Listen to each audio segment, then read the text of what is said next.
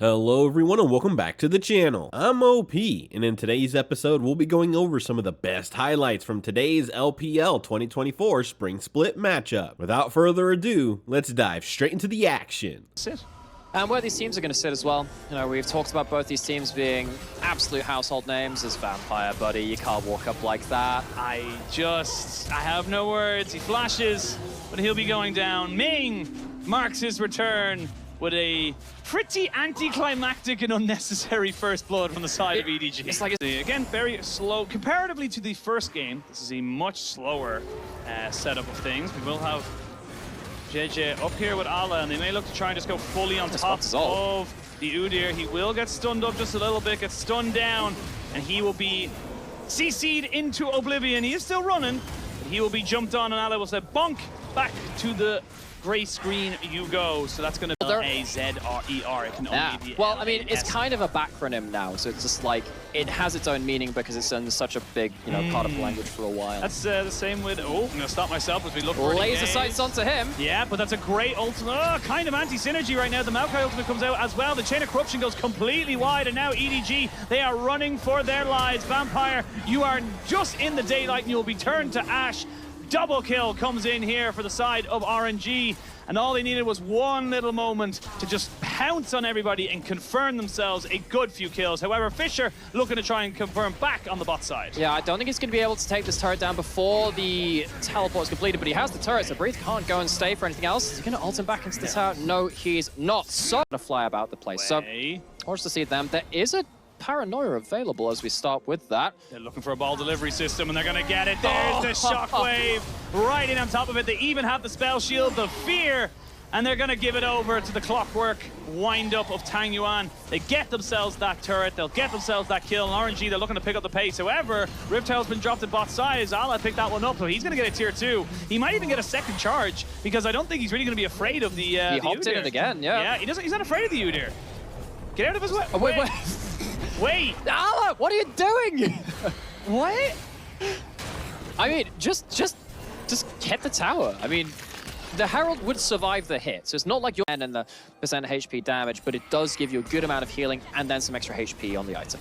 All right, we might have ourselves our first full 5v5. Dragon started up to about half HP. RNG not really in a position to fight this. Never mind, they're going for it, and they will get the shockwave combination. The Bard ult keeps everybody in place. Ming puts down the Magnet Storm. Leave is dead. Finally, Ala jumps in on top of LWX, flashes him over the wall, shut down over to Ala. It's been a trade of 2 for 1, but Ala is starting to bear down on their necks. He's separated from the rest of his team, and the Dragon is still available, but Ala is just huge. The thing about this composition from EDG is that you have to kill more than just the AD carry. They do get Leaf and they get JJ, so there's not going to be a smite on the table. The Hex Plate, you have the Nocturne ult available. Again, it's rank 2, low cooldown EDG. They have to contest this into the ultimate's backup. It's a Callista. They're going to have the Bard Fate. There's the Tempered Fate coming in just to try and buy some time. There comes the Maokai ultimate finally in synergy. The Nocturne pops out his Paranoia just to delay everybody from ongoing, but they're going to go back in, and they're going to try with the Magnet Storm. The Shockwave doesn't really land onto anybody. Great shuffle backwards to try and disengage. Fisher is going in so hard to make sure the rest of his team have the space, and Ala and Leave again stay alive. Ala's just too big now. The combo was well executed from RNG, but you have to hit too many people to really win this team fight. Wade doesn't have ultimate now. I know his ult's on a short cooldown. It's not that short. I think he's just going to get jumped on if he looks to contest. Everyone in EDG is very high health. They're looking for a bit of a kill on the back side of this one here. He tries to get in. They're going to get the Maris down, but can they get the kill afterwards? They will not be able to get anything else. Nocturne did go down. No smite available here for RNG, but it is only going to be 3 members. What they do. So, EDG find themselves in a pretty okay spot, honestly.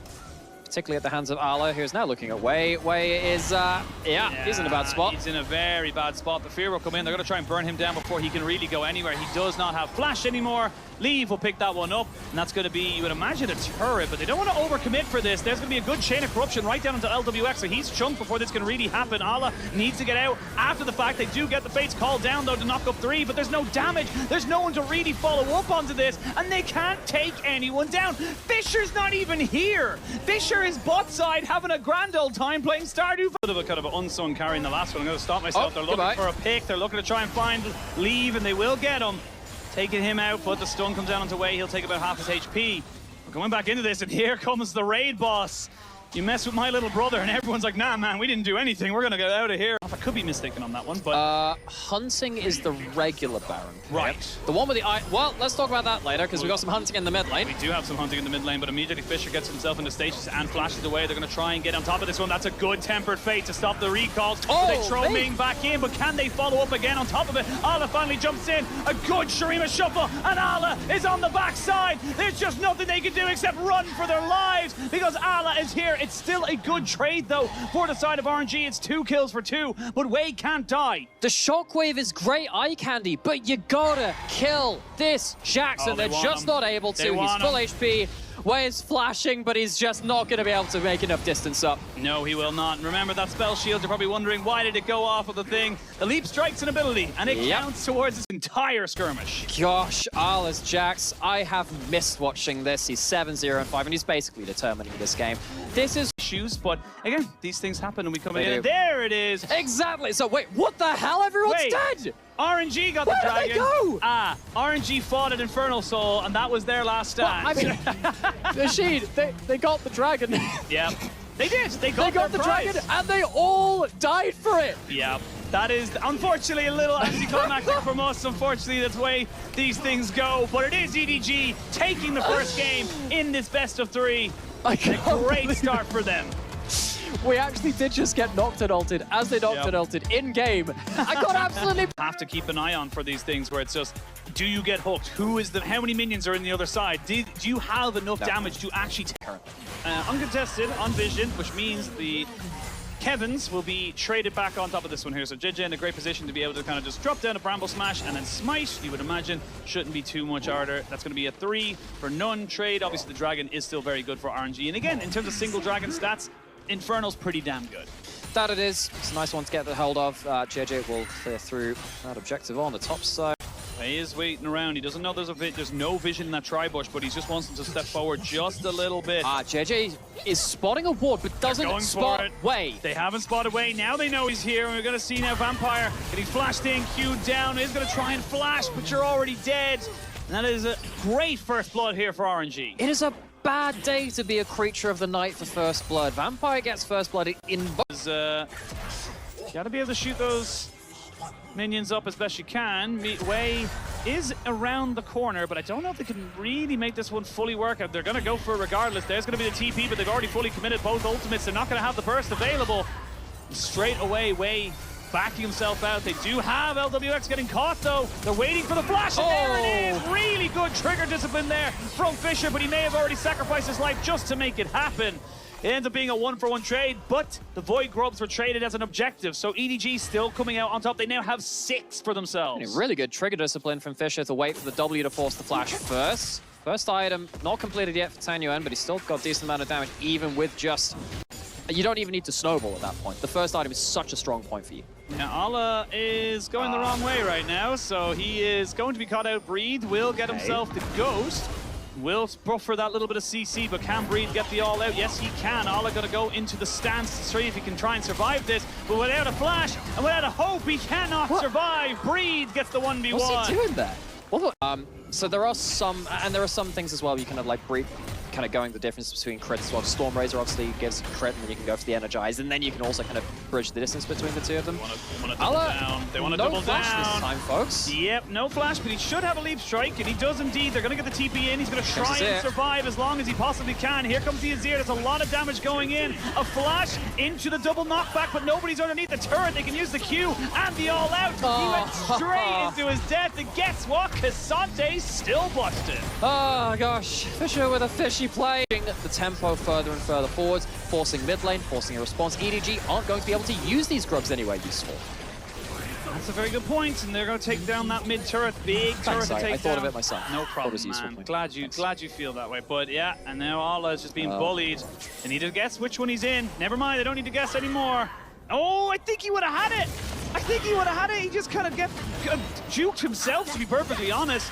Now he's going to be in a lot of trouble. They're going to throw Ming down here, but yeah, Ming wasn't even needed. That is an easy rotation there. And EDG, this is... I blame too much JJ and Lee for miscoordinating that one, but Tanya, she loses ult for that, but that's about it. Now, Ala is in a bit of trouble. dead. Wade's here, and Ala looks like he's heading towards 0-4. Yep. Well, he went from 0 deaths in game 1 to 4 deaths in game number 2. So We'll definitely find that out soon enough. Leave is very isolated right now, but they know Tanyuan and, of course, Way are good there. hook. Here we go. They go for the hook. They do get an immediate flash ult away by Fisher, who's trying to go in. There's going to be the pop blossom to stop anyone from going in. They're trying to get the 4th shot off. Tanyuan, though, jumping in, and this is all RNG all the time. EDG just can't do anything. It's an ace. It's a clean one at that, and this game is basically over. That it is clean ace. EDG just didn't have the items. Yes, they end up having no second item on AD carry in mid lane. It's just not enough. RNG, they played really, really well around top lane matchup. Up on the Jax. So is Vampire. What? What's? Oh my word! His own support. Is that? No. That's gotta be. Gotta be the bug from the thing. Yes, it's the bug from the thing. But no, now we see Tanyuan going in, looking for a bit more, and he gets it. Even has a little bit of a snack just at the end to make sure. But they have full vision on him, and they want to kill him. Everything has been used, and a shutdown comes down. But I mean, it's a little bit of a constellation problem. Fisher jokes. I'm telling you, I'm being honest. You're going to run out of your quota. I thought I'd get them in early. Just make sure I claim them, you know. Claim the Fisher joke, because no way any of us are going to make any more Fisher puns or anything like that. But yeah, this is just a formality at this point. RNG taking that first game fairly personally. Can I use the garlic joke here now as well? Is that wasting too much of that? What's happening there? This one's not looking any better itself. Burning the tree down. Yep, getting everything and anything they want as RNG fight back in this series and put themselves to a 1-1 scoreline. EDG didn't really have a hope at any point of this game. It just felt like a constant downward spiral for them. On getting this Jax into the game, they were nullified, and poor JJ had no platform to play off of. They got one last hurrah. No, indeed, but yeah, it's too far behind. The pop blossom was nice, but EDG just can't keep it together. That's going to be a nice and easy little finish with Tanyuan. We mentioned the Akali earlier. It is something that Tanyuan is very well versed in, but right now it's Ala just playing keep away. But yeah, he ain't gonna be smiling no more. That is a pretty definitive loss going on to EDG. 0-7 for Ala's Jax. And guess what? You can't blind pick this anymore. That is a pocket pick in a situation from now on for you. Yep, that was a draft too far from EDG, and you know, after game 1, you'd be very, very just take one heavy trade as Aatrox, and then suddenly the cannon's in kill pressure. But if you fail to get that, cannon just tends to bleed you out. Interested to see actually if this could even be something like the AD RNG. They had already got the Callista up there as well, so really no way you can contest that, sadly. Or sorry, not the Callista, excuse me, the set, but here's a bit of a shuffle, and they're going to use the Poppy combination as well. Tanyuan will sacrifice his life as the rest of his team go after that, but that's going to be our EDG, I should say, getting themselves their first blood of the entire series. Yeah, it's a play in multiple parts. The flash taken away earlier by JJ, and then suddenly Hook, a line and sinker in the mid lane. It will give him a bit of ingress into EDG's side of the map.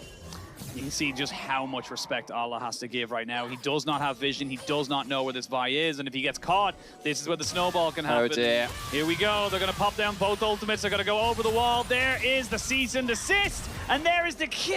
Ala's right to flash away right at the last second. But RNG on the board. 4-1 out for the Aatrox. That one is sad. He has himself Merc Treads now, but he didn't have that before that play, I'm pretty sure. Actually, it was down to Way finding an opportunity. And this is where this game gets a little bit funky. Now we're going to have a 3v3. There we're going to go in. There's the face breaker coming in. They're going to have the Talia popping off as well as they look to try and maybe re-engage, and this Vampire gets knocked up right as LWX flashes over to make sure you get the damage down, putting in all these spears, rending your soul, and the revenge is sweet for LWX. Yeah, that ain't the scary kind of Vampire. He is from a lead. He is one of our better top laners, but sadly for him, he's finding himself in an awkward situation. He can't teleport in. He doesn't have the HP. Breathe can. Yes, Breathe can, but can they get anything else out of it? Vampire just going to be left to die. Way goes all the way into the back line. They'd even cut them off. Nicely done by Tanyuan to make sure that Way did not get caught out.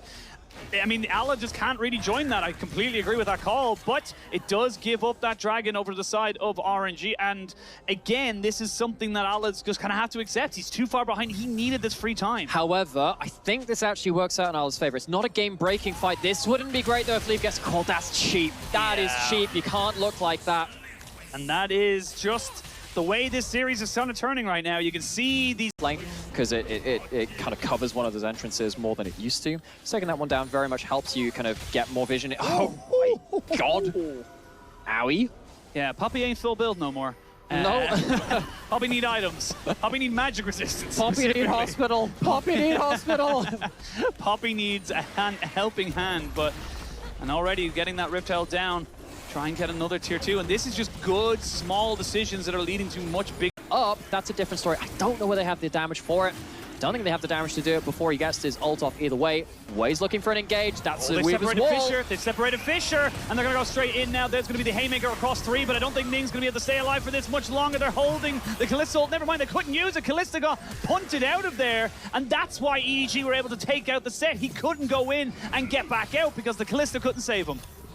However, they are not going to get themselves the dragon. Allah just about manages to stay safe as well. Vampire, very low HP. I was trying to remember which one of them went very low. Vampire did a great job of keeping Breathe from directly following up with that combo. Again. I don't know if you can go for this, folks. Breathe still has flash, still has ult.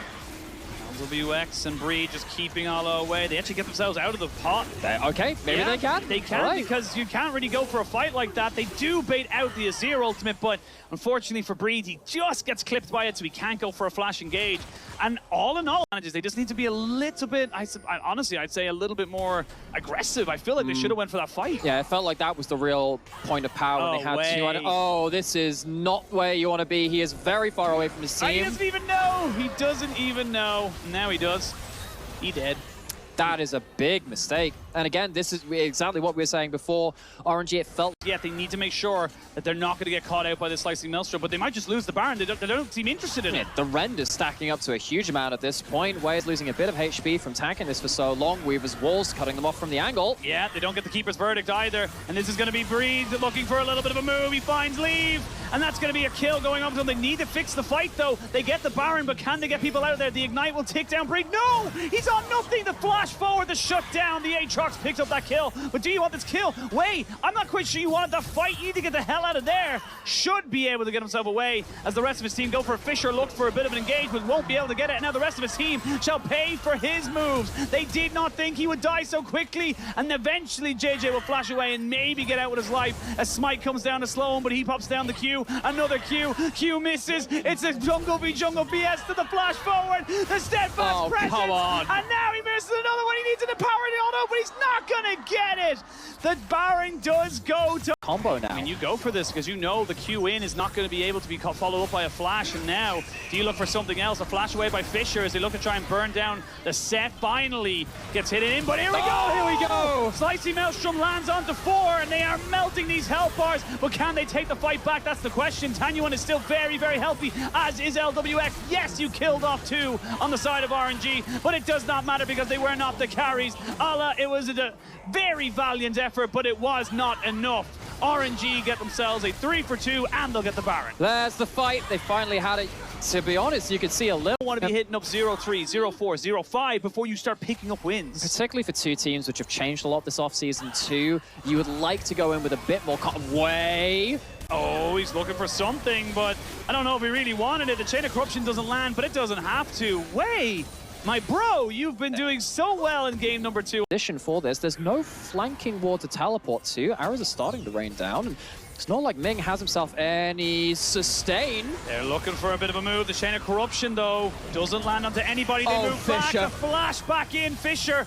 They may be able to get him out alive. No! Deleted! Tanyuan and Breed just comboing up very nicely now. Way looking to try and jump onto lead. They need to try and get this AD carry out of it. A flash by Tanyuan as he looks to try and jump straight back onto the Varus. That's it. That's got to be the game because you have no wave clear left and all of your carries will be dying. Allah is trying to keep his last breath going for as long as he can, and he's doing a fairly good job, but they may just barrel up mid. Oh, it was a disastrous shuffle from Fisher. It went inside it by one egregious error from the new mid laner of EDG. Really unfortunate there that that's what these games are built on, those fine margins, but can they defend it? It's the two tanks. Thank you, boys, but they will be going out of this game. RNG will be starting off their 2024 with a win, and it's ever so sweet when it's against an old rival. These were some of the best highlights from today's LPL 2024 Spring Split matchup. Which moment was your favorite? Let me know in the comment section below. This is OP, and I'll see you tomorrow. Take care.